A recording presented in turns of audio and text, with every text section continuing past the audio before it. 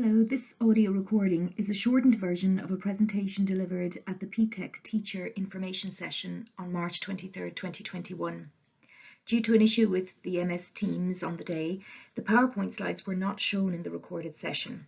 So we've produced this slideshow with audio for teachers that were unable to attend the event. Please note that the initial introduction by Aidan Giblin is not included here, but you can still access this if you contact your principal and they can give you a link to the original recording from the day.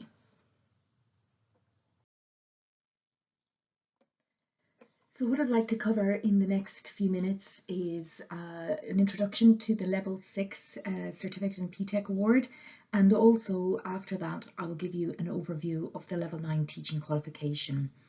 So first to the Level 6, what we'd like to look at today is, I suppose, give you an overview of the programme, highlight the values and the abilities framework, give you an introduction to the two modules that comprise the certificate in PTEC, and also talk about assessment approaches and the virtual learning environment. The certificate in PTEC comprises two modules, Skills for Business and Career and the Skills for a Digital World. Both modules are proposed at Level 6 as a special purpose award entitled Certificate in PTEC, and each module will carry 5 ECTs or credits at Level 6.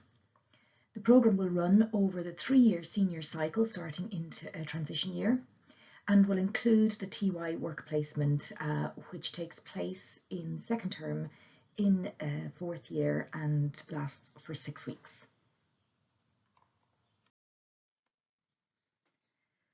So before going into discussion on the key features of the programmes, I just wanted to share with you, I suppose, a big picture or a bird's eye view of the vision that we have for the programme and what we are proposing to QQI for validation. I suppose the key thing to remember here is that what we are proposing for the students is a rich and varied curriculum, which is delivered via 2 modules, the Skills for Business and Career, Skills for a Digital World.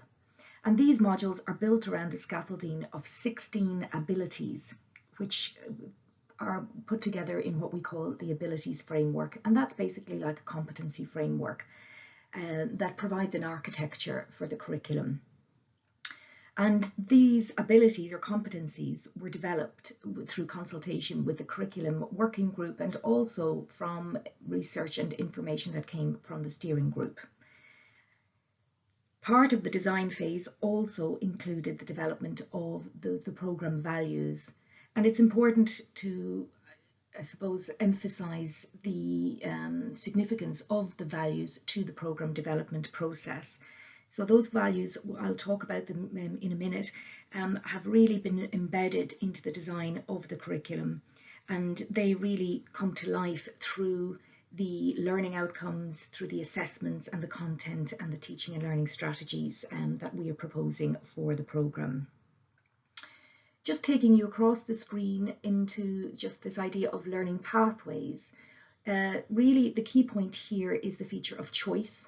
One of our objectives for the students is to build their learning autonomy, to build their confidence, to feelings of success. So part of that is built into the idea that they will have some choice of topics and activities as part of their assessments. The students' assessments then will be tracked in an e-portfolio, which will be made available to them and the teachers, so very transparent and open for them to follow and monitor their progress. And part of the assessment approach will also include the Open PTEC badges, so students will have options to also achieve additional outcomes through the Open PTEC industry credentials.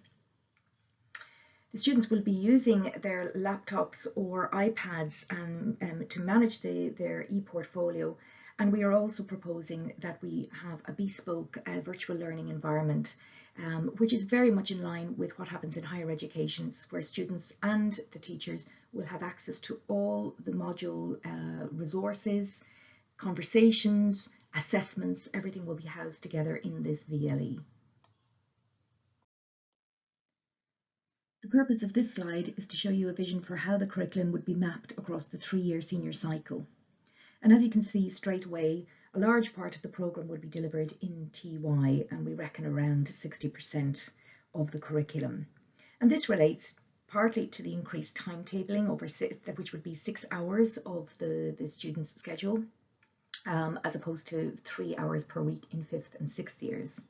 But it's also about our desire to ensure that this module, or rather this programme, is enhancing and not competing with these students' existing schoolwork. So some additional space then is created in 5th years and 6th years for the students to be able to concentrate on some of their other programmes of study.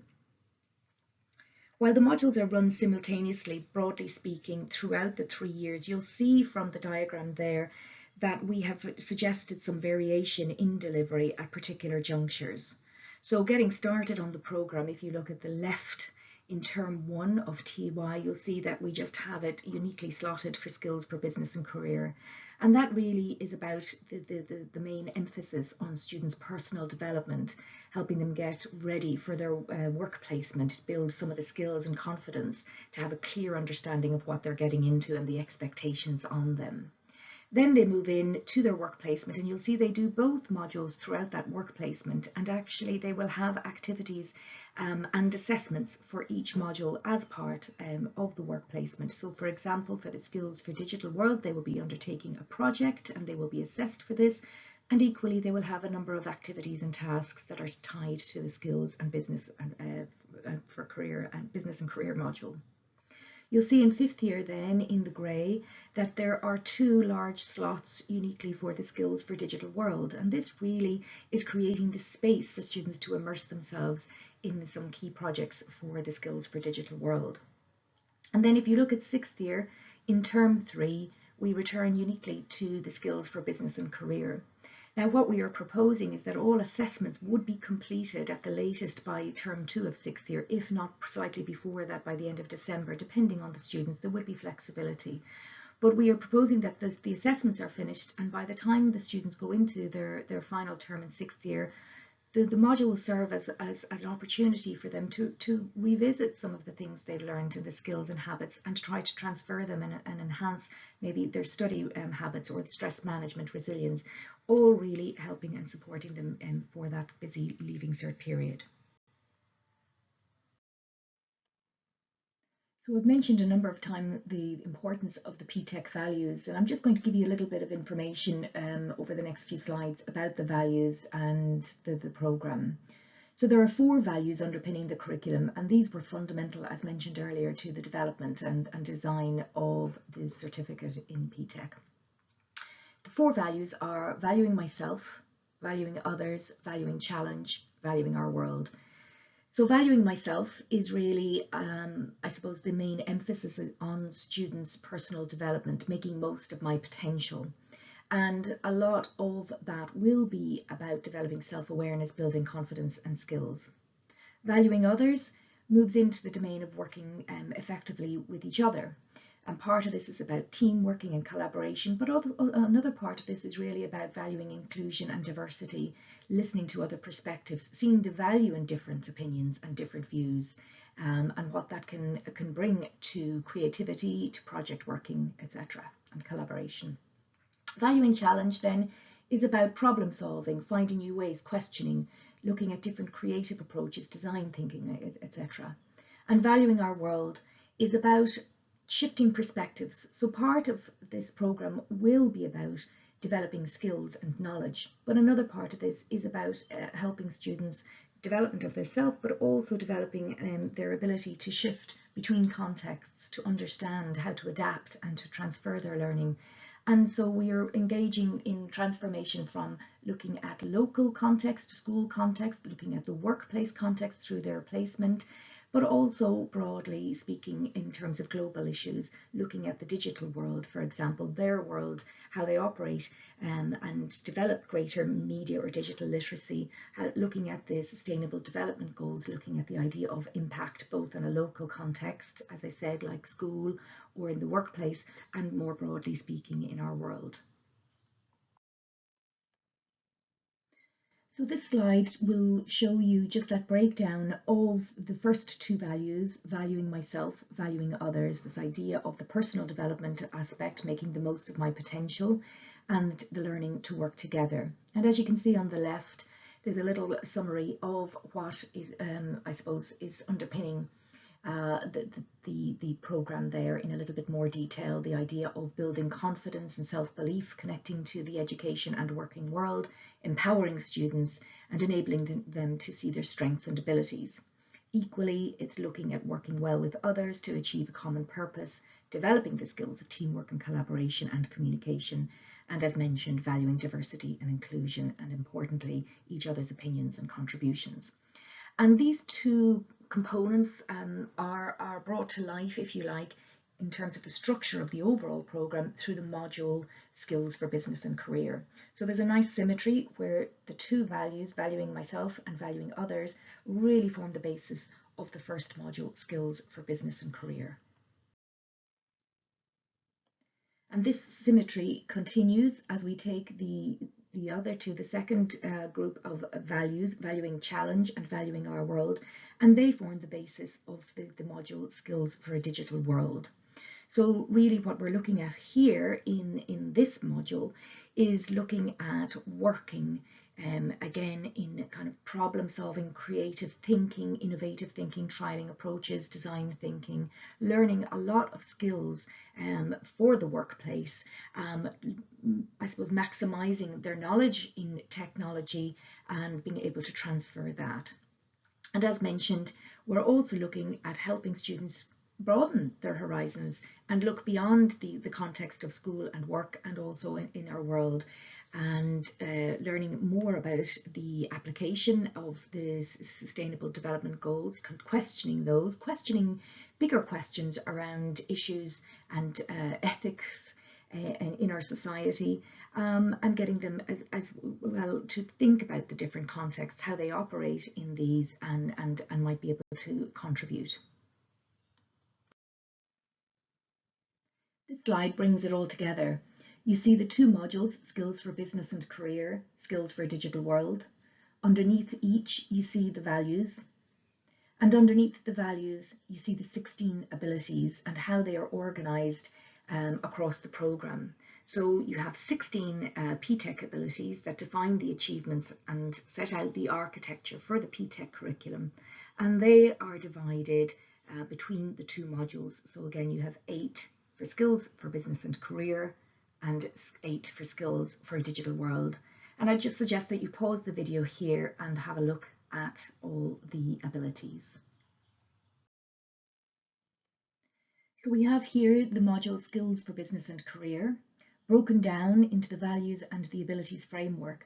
And then for the purposes for QQI, for the curriculum design, we have transferred those into learning outcomes. So the key thing to take on board here is that each ability, so there I've given you the example with the arrow of personal development, corresponds to a learning outcome. And if you go along, then learning corresponds to LO2, for example. Career pathways corresponds to LO3, and I've just highlighted that as part of the presentation just to show you. So the learning outcome with respect to students developing, their thinking around career is to identify and apply the qualities and skills needed for effective participation in the workplace, as well as the procedures for gaining employment. So as you can see, these are still quite high level, and they need to be in terms of an overall architecture for the curriculum. But what we can do is break those down into individual learning goals. And again, these can be articulated in the first person. So for students then, just to develop that language and vocabulary around their achievements, I can identify, I can demonstrate, I can show, whatever way, and broken into maybe smaller learning goals for the students. And this structure has been carried through across the two modules. So here you just see the same corresponding values, abilities and learning outcomes for the Skills for a Digital World module. So a key part of the design of any curriculum, as you will know well, is the design of the assessments. And I just wanted to highlight a number of main considerations, I suppose, in terms of the design of the assessments for the certificate in PTEC. All the assessments and activities are aligned and constructively aligned to the learning outcomes, to those abilities that we have just looked at, and those values. The assessment strategy comprises assessment of learning, as learning, and for learning. So that's really about bringing in a range of activities, low stakes assessments, for example, to help students build their success and their understanding of what the expectations are for them. It's also about building in opportunities for feedback, for discussion about the learning, about the curriculum, and about what their achievements are. Students will have some choice, and I showed this earlier in the original picture of the kind of the bird's eye view. So what we are envisaging is in some instances it'll be maybe choice of topics that they discuss and agree with the teacher, but they'll also have, particularly in the skills for business and career, a number of choices in terms of the assessment activities that they want to do. So there will be core activities, most of which, if not all, will be conducted during the TY year, so all students will have that consistency. But as they progress, they may decide that they want to build on their strengths, or other students may want to try something a bit different and challenge themselves. So they will have those options really to take a little bit of ownership of their own learning process as part of the module. There's a key aim here to support students to be able to articulate their skills and to celebrate their achievements. And again, going back to the wording around the learning outcomes, how they'll be able to articulate those, these are really important skills to help students become work ready as they're able to talk about what they can do, what they know, and to have that kind of confidence in their abilities. The assessment activities will be supported with an assessment guide for student and for teacher. And part of this is obviously the clarity and transparency for teachers to have some consistencies across the programme, but also to open up conversations again between student and teacher for that clarity and transparency about what they're expected to do, how they're expected to demonstrate the skills and learning in those assessment tasks. And assessments would be uploaded to the virtual learning environment where students can check their progress and monitor and take some ownership for their learning. Another key objective in terms of developing the assessment approach was to give students different opportunities to shine and to provide alternative assessment tasks that will really relate to the curriculum, to the experience of PTEC, the opportunity to develop skills for the workplace, and also seeing beyond that. And so this is just reflecting that in the slide here. As you'll see on the left, students in the skills for business and career will undertake a number of tasks which will be uploaded into their e-portfolio. And they comprise reflection tasks, tasks related to their career planning, developing a suite of tools, for example, to get them work ready, presentation skills, goal setting, etc. And then on the right hand side, you'll see for the skills for a digital world, while there is of course overlap between the two, you'll see also a different focus on developing digital communications, creative tools, creative ideas, projects, gaining experience working in projects, setting goals, objectives, monitoring progress, etc. The focus on wider perspectives and social responsibility, and then reporting and how to do that. This slide shows the assessment strategy for skills for business and career module, and this is what is being proposed to QQI. So for this module, we're proposing that the students complete 10 activities, and you'll see there that there are 6 core and 4 electives. So this idea of building in student choice and also having some level of consistency as well for students, particularly in the early part of the programme in TY, where there will be consistency and students will be undertaking the same tasks. The idea of quite a high number of activities and tasks really fits in with this idea of low stakes assessment. And that's really about the students not getting any kind of pressure, but feeling that they can incrementally build their skills and develop incrementally. And also the idea of feedback and helping them to improve is kind of built into this. The supporting reflections then will be completed for each task, and this really helps to consolidate their learning. So for every activity that the students complete, they will be required to also submit a reflective task So that really will actually help their writing skills, but also it really helps them in terms of opening up those kind of discussions for feedback and building their self-awareness and confidence as they start to really think about the learning. The reflective tasks really stop and pause them to think about what they've learned from a particular activity or experience. The assessment strategy then for skills for a digital world is slightly different, and the students will be involved in 4 larger projects over the duration of the programme. So you'll see 2 of those will be completed in transition year, and the other 2 will be completed in 5th year and maybe slightly into 6th year. What you'll see there as well with the combination of group and individual projects, and the element of choice, particularly in 5th and 6th year, where students can really start to think about what they like to do, maybe what aspect of technology they'd like to focus in and develop more skills on, particularly that 3rd project there, the individual technology project. You'll see as well that the 1st project and assessment is built in and will be embedded in their work placement. And I've been working with Yvonne Connaty in IBM, and she in turn is working with partners around that work placement and what the students will be doing. So we're working to build that consistency so that the students will be assessed in the same way, irrespective of what company they're doing or what particular focus the project will be.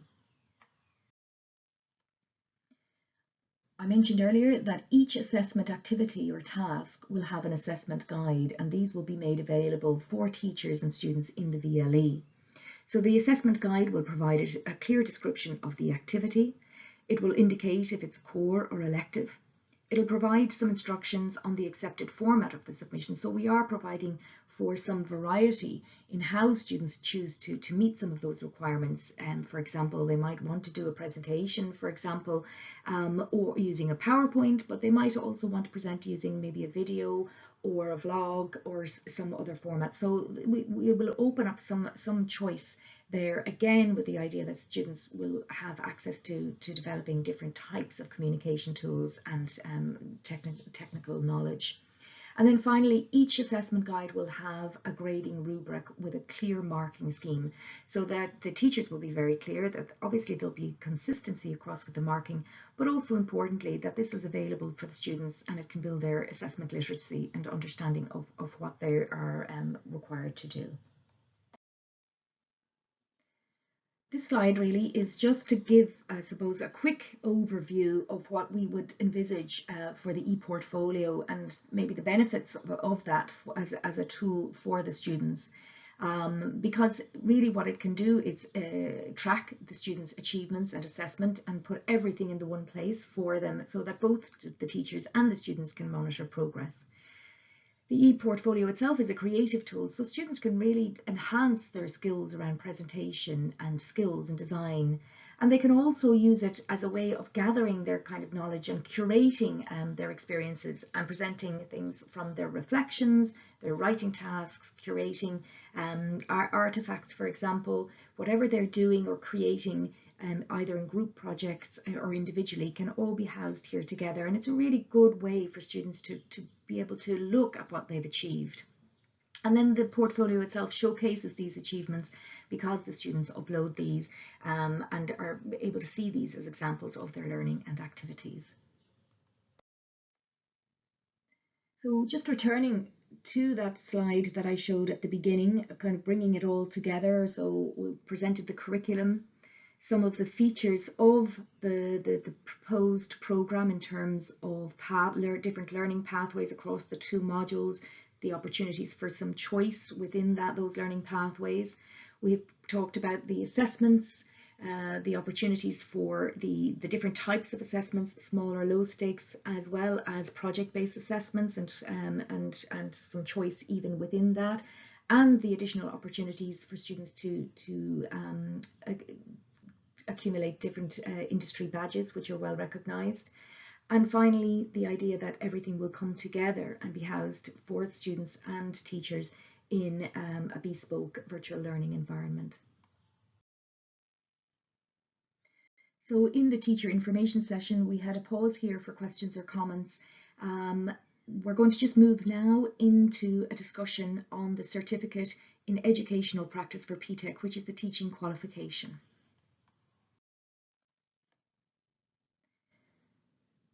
So in your schools, you probably will have received a flyer that we did for the Certificate in Educational Practice for PTEC. At the information session yesterday, we just spent a few minutes highlighting the key features of the programme and the delivery modes, and just a mention of the next steps. But you can also discuss this with your principal and deputy principal in the respective schools. So the Certificate in Educational Practice for PTEC comprises two modules: the Strategies of Learning and Teaching for PTEC and the Practicum in Teaching for PTEC. And these two modules mirror two existing programs that are offered by NCI. And what we have done is taken those programs and looked to tailor these specifically for teaching students at higher education level in the context of post-primary and in the context of PTEC. So in terms of the award itself, it's a level 9, so postgraduate special purpose award carrying the 20 ECTs. In terms of delivery, it'll be blended delivery ideally, but also, as we have all adjusted this year, we can deliver the modules fully online if we're not able to have any face-to-face delivery, depending on the COVID situation. So I'll talk you through the key features, and it is a bit high level of each of the modules, just to give you a flavour really.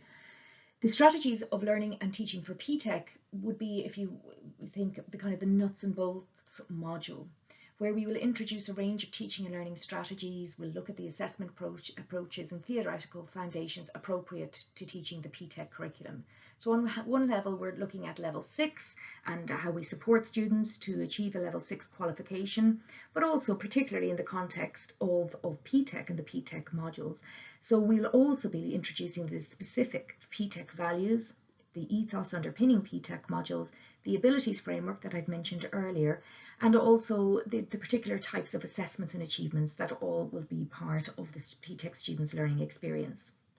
As part of this, for you as teachers, reflective practice and critical engagement with theory, practice and the specific context of teaching PTEC in a post-primary context will be key features of the module.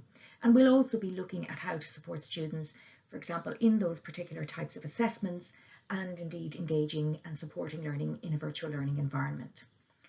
In terms of the assessment strategy, it's 100% continuous assessment for this module. This slide just gives you a flavour of the indicative content for the strategies module. So I'd suggest you pause here and you can have a look at all these components. They give you just an indication of the type of areas that we will cover.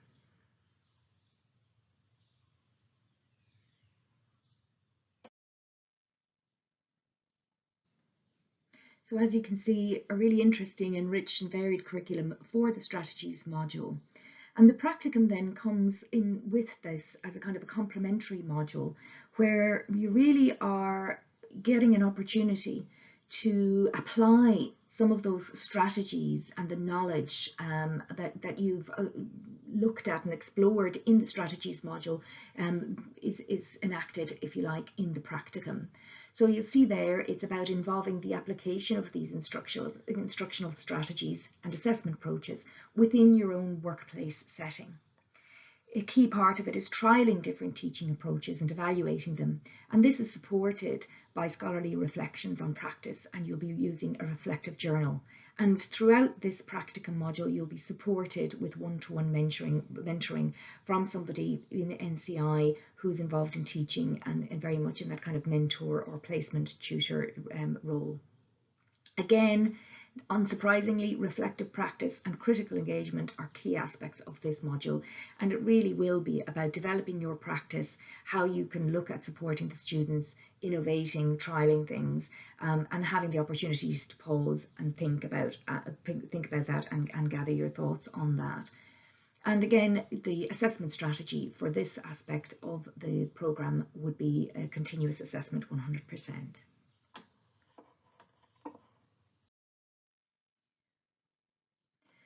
Now, we will be providing a lot more detail about the schedule of delivery further on, but broadly we're proposing for the strategies for learning and teaching that it is a blended module which will comprise 3 kind of full days on campus, and also then complemented by evening sessions, 3-hour evening sessions. On top of that, you'll see there'll be 6 individual drop-in sessions scheduled for individual queries. Now, again, just to reiterate, if we are working online, that's not a problem, and we will be reworking this as we have done this year in NCI, to work this according to a fully online schedule with both synchronous and asynchronous activities for you.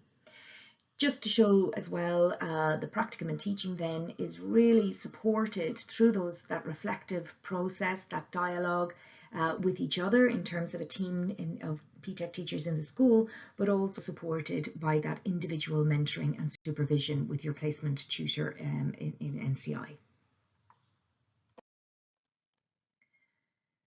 So the next steps then really, we are proposing that there will be a programme preparation meeting for teachers that are going to participate in this programme in May, and the dates will be arranged shortly and communicated with the schools. We'd be looking at the first full day session, including the orientation, around the end of August, and we are looking for schools to confirm a list of participants in June. This final concluding slide was delivered by Aidan, and it was really just for him to provide that point of contact. As you'll see on the screen there, his email address and mobile number have been provided. He also gave a short update on some of the activities that he's involved with in terms of supporting the schools, the kind of communications on the programme. So really, I suppose the next step is to talk to the principal or deputy principal in your school if you are interested, to ensure that your name is on that, to get back to us. And if you have any other questions, you can contact us or Aidan Giblin at the email address given on this slide. I hope this has been helpful to you, and hopefully might meet some of you in the near future. Thanks very much.